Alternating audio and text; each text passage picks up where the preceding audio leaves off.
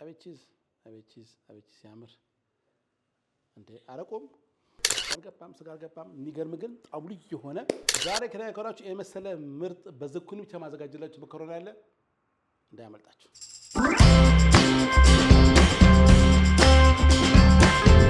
ደናችሁ ደምሰነበታችሁ ሼፍና ተፈራኒ ዛሬም እንደተለመደው አንድ ምግብ እንሰራለን የዛሬ ምግባችን ደግሞ በዝኩኒ ማዘጋጀላችሁ ቆንጆ መከሮኒ አለ በዝኩኒ ብቻ ማመሰራላችሁ መከሮኒያችሁ በዝኩኒ ማዘጋጀላችሁ ቆንጆ መከሮኒ አለ ትወዱታላችሁ እንግዲህ እሱ ምግብ ለመስራት ግብአቶቹን አዘጋጅቼ መጥቻለሁ ግብአቶቹን ላስተዋወቃችሁ እንደተለመደው ዋና ግብአታችን እንግዲህ ዝኩኒ እንደዚህ ቆንጆ ለጋ የሆነ ቆንጆ ዝኩኒ ያስፈልጋቸዋል የመጀመሪያው ግብአታችን ዝኩኒ ነው ሌላ ግብአታችን ደግሞ 3 መካከለኛ ቀይ ሽንኩርት ተላጣ እንዲያስፈልጋቸዋል ማለት ነው ይሄን እንጠቀማለን ሌላው ነጭ ሽንኩርት ነው ነጭ ሽንኩርት ለዚህ አንድ 12 ፒስ የሆነ ያስፈልጋቸዋል ሌላ ግብአታችን ደግሞ መከሮኒ ነው መከሮኒ እንግዲህ ይፈልጋችሁ ቅርጽ መጠቀም ይችላልላችሁ እሱንም እንጠቀማለን ማለት ነው ግብአታችን ደግሞ ቺዝ እናደርግበት ይሄን በማድረግ ማዘጋጀላችሁ ቆንጆ የመከሮኒ አሰራር አለ ተካተሉ በቅድሚያ እንግዲህ ሽንኩርቱን ከትፋለን በኋላ ሶስ ስለሚፈጭ ብዙም ባይደቅብት ችግር የለውም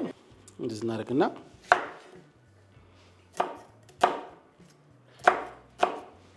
አርጋችሁ እንደዚህ ሽንኩርቱን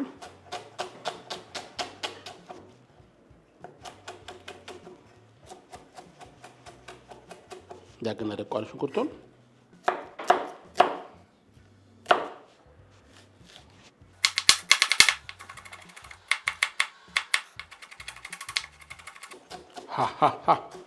ሽንኩርቱ ተቃጠለች ኃይለኛ ሽንኩርት ነች በዚህ መልኩ እንግዲህ ቀሩን ሽንኩርቱን ከትፋለን ማለት ነው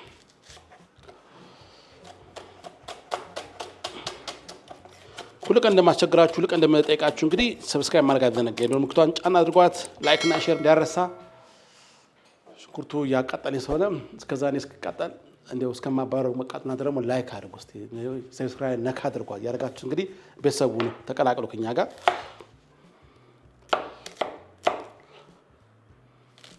አንዳንድ ሽንኩርት አለ እንደው ነገረኛ ሽንኩርት ታውቃላችሁ ርራው የሚያቃጥል ሽንኩርት አለና ከተካዩ ነው ባለ እንግዲህ ያውሉን ሰማው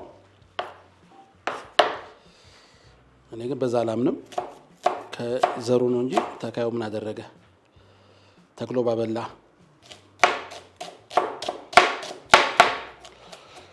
እንደዚህ እናደርግና ይሄን አዘጋጀዋለን ማለት ነው እንዳልኳችሁ ብዙ ባይደቅም ችግር የለውም በኋላ ሶሱ ስለምንፈጨው አራራር ዛሬ በጣም ካቀም ባለው ልብኛ ነጭ ሽንኩርቱ ነጭ ሽንኩርቱ እንደዚሁ ተከትፋላችሁ እንዲያርገን እንዲናረግና እንከትፋለን ቀይ ሽንኩርታችን ነጭ ሽንኩርታችን እንደዚህ እንከትፋለን እንዲያቃችሁ ጎረጎር ብታውቁ ችግር ነጭ ሽንኩርቱ ብዙ ችግር የለውም በኋላ ሶስ ስለሚፈጭ ብዙ ያስጨነቃችሁ ማለት ነው እንዲያርገን እንከትፋለን ቀጣይ ደግሞ እንከትፈው ዝኩኒያችን እንከትፋለን ዝኩኒውን ካረጋችሁ በኋላ ዝኩኒ እናወጣለን እንደዚህ አድርጋችሁ ትንሽ ችጋችን ፍሬውን እናወጣዋለን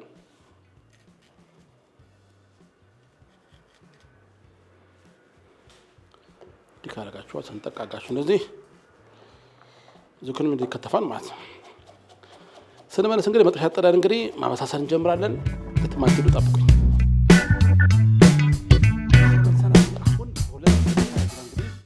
ማዘጋጀላችሁ ምትመለከታላችሁ ባንኛው ላይ እንግዲህ ውሃ ያፈላው ነው እዚህ ጋር መኮረኒያችን ቀቀላን በእኛው ደግሞ ሶሱን እናዘጋጃለን ማለት ነው በቅድሚያ እንግዲህ እዚህ ላይ ትንሽ ዘይት እናደርጋለን ተወሰነ ዘይት እናፈሳለን ታደርጋላችሁ ቅቤው እንዳይቃጠል መከላከያ እናደርጋለን ከዛ 50 ግራም የሚያክል ቅቤ ታደርጋላችሁ እንደዚህ ካረጋችሁ በኋላ ሽንኩርቱ ለቦታ እናካፍለዋለን ያካፍላችሁ ሽንኩርቱን ተለቅ ያለውን ወደ ድኛው ተከታላችሁ አንዳንድ ደግሞ በኋላ ከላይ እናስቀረው ይኖረናል እንደዚህ አድርገን እናበስላለን ሽንኩርቱን ከነጭ ሽንኩርቱ ጋር እንዲያርጋችሁ ሽንኩርት አስቀራላችሁ እዚህ ጋር እናስቀርና እንደዚህ ማብሰል እንጀምራለን። እዚህ ጋር እንደምትመለከቱት ውሃ ፈልቷል። ውሃው ስለፈላ እዛ ላይ ጨው እናደርጋለን። ጨው ካረጋችሁ በኋላ ጨው እንደዚህ እናማስለዋለን። ሰምቼው እንዲለቅልን ነው። መኮረኒያችንን እንጨምራለን። እዚህ ጋር መኮረኒ ይበስላል። ትንሽ እንደዚህ እንዲለያ ያደርጋቸው መኮረኒ እንጥዳለን ማለት። እዚህ ጋር ሽንኩርቱ እንደዚህ ይበስላል።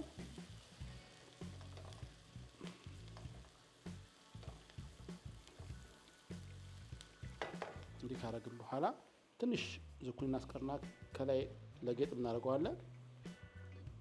አነሳ ነው ዝኩኒ እናስቀርና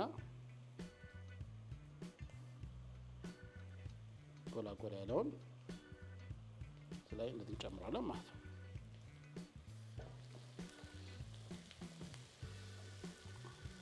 ዋው በዚህ ይበስላል። በጣም ቀላልና ፈጣን የሆነ መኮረኒ አሰራር ነው።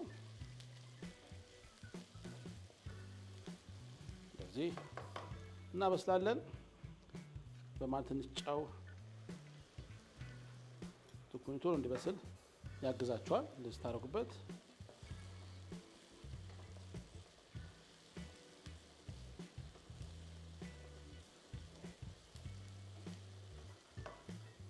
እናደርጋለን። ትንሽ ቺሊ ፍሌክስ እናደርግበታለን። ትንሽ አንድ ሻይ ማንኪያ ያክል ቁንዶ በርበሬ እንጨምርበታለን። ግማሽ ሻይ ማንኪያ ያክል እንደዚህ ይበስላል። ትንሽ ከፓስታ ውሃ ወስዳችሁ እንደዚህ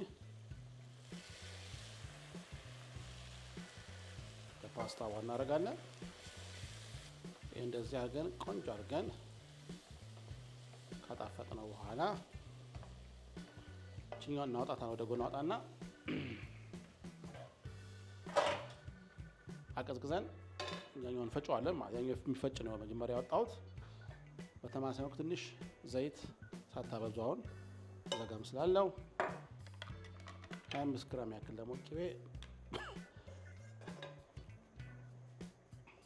ሙሉ በዝኩኒ የሚዘጋጅ የፓስታ አሰራር ነው። ይሄን ካደረጋችሁ በኋላ እንደተመለከቱ እዚህ ጋር ዘይቱ እና ቅቤው ሞቅ በሚልበት ሰዓት በቅድሚያ እንግዲህ ነጭ ሽንኩርት እንደዚህ እንጨምራለን።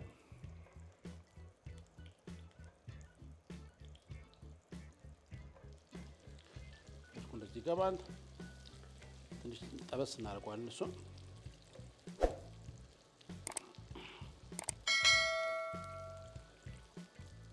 ጠበስ ካደረግነው በኋላ ቀይ ሽንኩርት እንጨምራለን።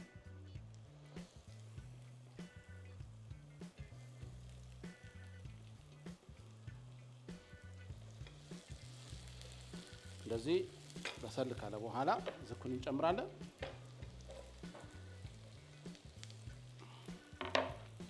ዝኩኒ ጨምራችሁ አካባቢያችሁን ጸዳ ታደርጋላችሁ። እንደዚህ አድርጋችሁ እንግዲህ ጽድት እናደርጋለን አካባቢያችንን። እንዲህ አድርገን ዝኩኒ ይበስላል።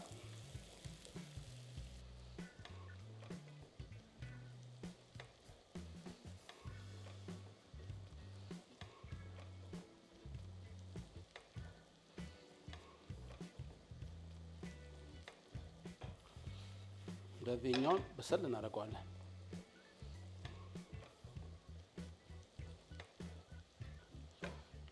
ትንሽ በተማሳይ መልኩ ከፓስታ ውሃ ጠብ እናደርግበታለን። ትንሽ እንዲያበስላችሁ ያክል እንደዚህ እናደርጋለን። ትንሽ ቁንዶ በርበሬ 1/4 ሻይ ማንኪያ፣ ትንሽ ጨው እናደርግበታለን። እንደዚህ አድርገን ስመለስ እንግዲህ መኮረኒያችንን እናጠላለን። ያኛው ነው መጀመሪያ ተራው ሶስ ፈጭና ሁለቱም ዝግጁ አድርገን እንመለሳለን።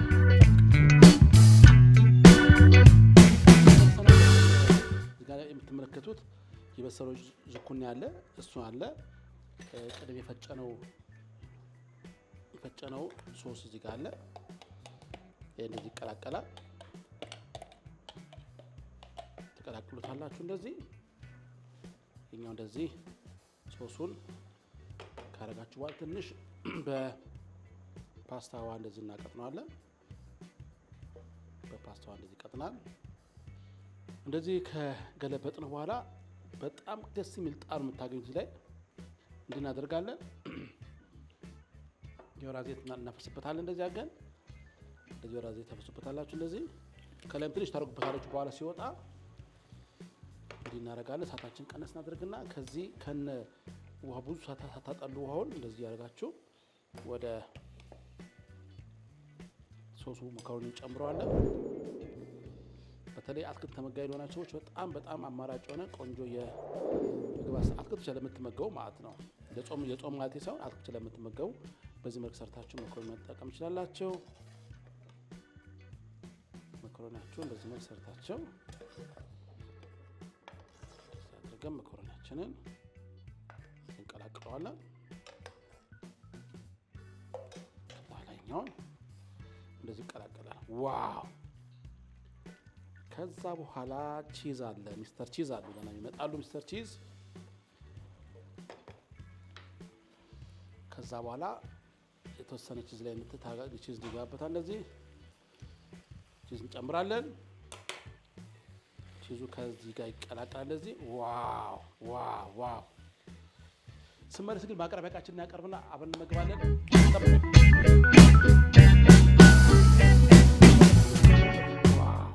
እንዴት ነው የሚያምር! የኛውን ወደ ማቅረቢያችን እንደዚህ እናደርገዋለን። በዝኩኒ ያዘጋጀላችሁ ቆንጆ የመኮረኒ አሰራር ነው። እንዲህ ካረጋችሁ በኋላ ተጨማሪ ቺዝ ከላይ እንደዚህ ነሰስ እናደርግበታለን። እንደዚህ ዋው ዋው ዋው ዋው ዋው! ቡም ካረጋችሁ በኋላ ትንሽ ወይራ ዘይት ከላዩ ላይ እንደዚህ እናፈስበታለን። ምን ያስፈልጋል እንግዲህ ይሄንን መሰለ መኮረኒ እንዴት ያደርጋችሁ! አቤት ቺዝ አቤት ቺዝ አቤት ቺዝ ያምር እንዴ! አረቆም እንዲህ ካረግን በኋላ ቺዛችንን ቀጥል አድርገን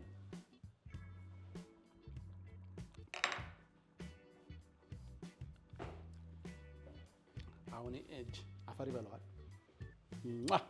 በጣም ነው ደስ የሚል ምርጥ የሚገርም የመኮረኒ አሰራር። ምንም ስጋ የለውም። በተለይ አትክልት ተመጋቢዎች ለእናንተ ቆንጆ አማራጭ ያዘጋጃላችሁ። ከአትክልት ብቻና ከቺዝ የተዘጋጀው እንጂ የስጋ ዘር አልገባበትም። አሳ አልገባም፣ ስጋ አልገባም። የሚገርም ግን ጣዕሙ ልዩ የሆነ የመኮረኒ አሰራር በዝኩኒ ያዘጋጀላችሁ የመኮረኒ አሰራር ጉርሻ ከሼፍ ዮናስ ጋር ዛሬ ይሄ ምስል በሌላ ፕሮግራም በሌላ ምግብ አገኛችሁ። በጣም ወዳችኋለሁ። ቻው